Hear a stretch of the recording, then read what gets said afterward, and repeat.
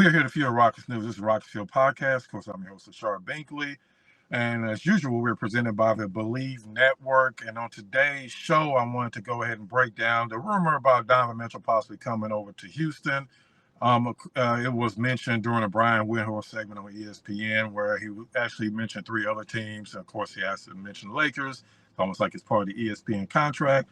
But he did kind of throw in the Houston Rockets at the very end as a potential suitor for Donovan Mitchell. And I want to give three quick reasons why I don't think that's a great move. Also, considering the Rockets did just have great news when they were able to get that number 3 pick during the draft lottery a few days ago. That definitely is something that should be factored in when you're talking about making any move, that you do have that chip in your back pocket. And I want to give my 3 reasons why I do not think it's a great idea to bring in a Donovan Mitchell, especially at this current time. The first reason I want to give is because of salary. We all know that when it comes to the NBA, of course, there's a salary cap. And anytime you're just thinking about giving a player like a Donovan Mitchell a huge salary, you got to factor in a couple of things. You have to factor in his age. You have to factor in his injury history. And yes, Donovan Mitchell is still a fairly young player. He's only 27 years old right now. He'll be 28 before the start of next season. But he has 2 years left on his contract. He's making $35 million next season. He's making $37 million the following season, and then he'll be up for a contract renewal after that. And by the time he's ready for a contract renewal, he'll be 30 years old. And by the time his next contract is done, he'll probably be closer to 34, 35 years old, because he's not going to be asking for a 1 year, 2 year contract. There's no way, because he knows this is going to be his final huge contract that he has coming up. Yes, he'll have other contracts maybe after this if he continues to play, but none of them will be at a max deal after this coming big contract he's going to have. So you got to remember that when you're bringing in a Donovan Mitchell, is that, yes, you're going to be paying him when he's 30, 31, 32, 33, you're going to be paying him $45, $50 million a year. And you also have to factor in that the last 4 seasons, the most games he's played is around 68, 69 games. Last season, he only played 55 games, and he missed 2 huge critical games at the end of this playoff series, where Boston Celtics just knocked off the Cleveland Cavaliers 4-1. He missed the final 2 games in that series, which means he had to be pretty hurt to miss 2 critical games like that. And that's kind of been sort of a theme with Donovan Mitchell on and off, a lot of nagging injuries the last few seasons. So you got to keep that in mind. You're talking about bringing over Donovan Mitchell. Yes, he's better than any guard that you currently have right now. I'd say that he's going to be better than Jalen Green. Maybe Jalen Green is eventually going to be a better player than him. But right now, yes, he's better than Jalen Green. Is he a top 10 player? That's really debatable. You have to really debate to get him into top 10, top 15, maybe top 20, probably. But he's definitely not a top 5 player. And if you're going to be paying somebody $45, $50 million a year over a 4 or 5 year period, they probably got to be at a top 5 range. And I know, yes, the Rockets have Fred VanVleet, who's making $40 million a year, but keep in mind that's only a 2-year contract. That 3rd year, you don't even have to pay him, and it won't count at all against your salary cap. And there were different factors as far as bringing in a Fred VanVleet compared to trading for a Donovan Mitchell and having to pay that $45, $50 million a year. And who's to say if you trade for him now that he even does sign again with your team in a couple of seasons? I mean, I know a lot of times teams can work out wink deals where, yes, I'll sign with you once my contract is done, or they'll go ahead and work out a contract extension beforehand. But that's not a guarantee. He may just be playing for your team for 2 years, and then he's out the door, and you've given up his assets. So that's the first reason why I don't think it's a great idea, is the contract situation. The second reason is team fit. A lot of times people think about bringing in other players because they're name players. And yes, they're better players, but do they fit with the current construction of the team? Yes, the Rockets would have to probably trade away some players, so it wouldn't be the exact team. But at the very, very least, let's just say Alperen is still going to be here. Because they're not going to trade Cleveland for Alperen because it really doesn't make sense for either team. So Alperen is the type of player you want the ball in his hands. People complain that Jalen Green had the ball in his hands too much. They complain about Fred VanVleet having the ball in his hands too much sometimes.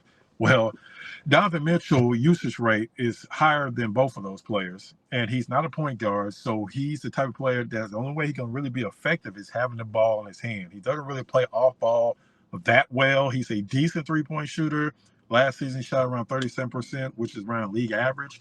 But he's not a knockdown shooter that's going to be coming off screens and is going to be fine sitting in the corner. That's not Donovan Mitchell. So you got to factor that in, and you also factor in the type of player that Ime Udoka likes to have on his roster. He likes defensive-minded players. He would rather have a player that's a lockdown defender than have a play and okay on offense than have a player that's a superstar offensive player that doesn't play any defense. Donovan Mitchell, for the most part, has been on really good defensive teams. He played with Gobert. He's played with Jared Allen. He's played with Evan Mobley. So it hasn't really stuck out as much. But teams usually hunt him when he's on the defensive end because he is not a great defensive player. He's an undersized two guard. That can play decent defense, but he's not locking down anybody anytime soon. If you're being really generous, I would say he's below average defender. So you have to factor that in when you're talking about Ime Udoka. Does he want, and Ime Udoka has say on who's going to be on the team and who's not going to be on the team a lot more than previous coaches. So you have to factor that in. Is he the type of player that Ime Udoka is going to want? Is he an Ime Udoka type of player? And I don't think he really is. And that's another reason why I do not think it's a good idea to bring over a player like Donovan Mitchell. And it kind of leads me into my third and final reason, and that's because you're going to have to give up assets to get him. He's not a free agent. He has 2 more years on his contract. You're going to have to trade, and you're going to be competing against other teams that are a lot more desperate than you to bring over Donovan Mitchell, like, for instance, the Los Angeles Lakers, who are probably willing to give everything outside of Anthony Davis and LeBron James to bring over Donovan Mitchell. You're not as desperate as those teams. Yes, next year you need to be making the playoffs. There's no more excuses for not making the playoff. But the Lakers are up against it. They know LeBron James is going to be retiring soon. They know Anthony Davis approaching 30. They know that their time frame for being a championship contender is coming to an end. So they're going to be desperate, just like some other teams. And if you're the Rockets, you're going to at the very least give up Jalen Green. You're going to have to give up that number 3 pick. And you're probably going to have to give up future picks. And you got to give up another player because you got to try to match the salaries because Jalen Green's not going to be making what Donovan Mitchell is currently making. So you're going to give up also probably a player like Dylan Brooks at the very least to be able to make these salaries work. So you got to factor that in. You got to give a couple players and multiple picks, probably those Brooklyn picks down the line. That's going to be really valuable in the next couple of seasons. We just saw how it played off with this number 3 pick. So you have to remember that when you're talking about, do I want to bring in Donovan Mitchell, who by the time his next contract is up, after this current contract, he's going to be in the mid-30s. He's going to be making probably close to $50 million a year. At times, I wouldn't say he's injury prone, but he hasn't played over 70 games in the last 4 seasons, and he just missed some crucial playoff games on top of that. So you have to factor all that in, and you also have to factor in, does Ime Udoka even want him on the team? And also, another thing I didn't even bring up, does Donovan Mitchell even consider the Rockets a team that he would even want to go play for beyond his next contract? So you have to remember all those things when you're talking about bringing over a player like Donovan Mitchell. Like I said, yes, he's a better player than anybody you have in the backcourt right now. He's an all-star level type of player. He's been one of the top 20 players the last few seasons, but will he fit with his team? And you also have to think about what exactly has he done in the playoffs and just leading his team. Where have they gotten to with him as the leader of the team? Yes, it's not always his fault. He played on the Utah team where a lot of times he ran into the Houston Rockets and James Harden. And then with Cleveland, he ran into a Boston team this year. Boston is just a better team than they are. But you also got to remember last year they got knocked out by the New York Knicks. So how much better is he really going to make this current Rockets team?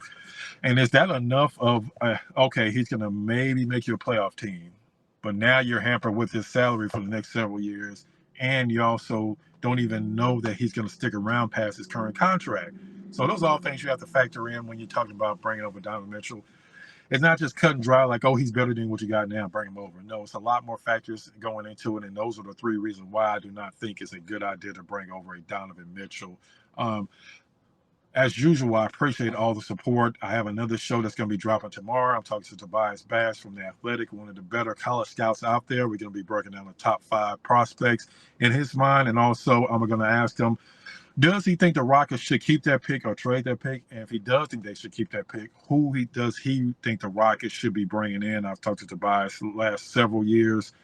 He's always given me great advice as far as different players that I don't necessarily know about because I don't follow the college game as close as the NBA. So he's definitely an expert on that. So definitely looking forward to that show. Make sure you check that show out tomorrow. And leave down in the comments, what do you think? Do you think the Rockets should go after a player like Donovan Mitchell? And if so, who are you willing to trade to bring him in? Because remember, you have to match salaries with what Donovan Mitchell is already making. That's $35+ million a year. Let me know down in the comments what you think about that. And as usual, I appreciate support. And make sure you check out the next episode of the Rockets Fuel Podcast.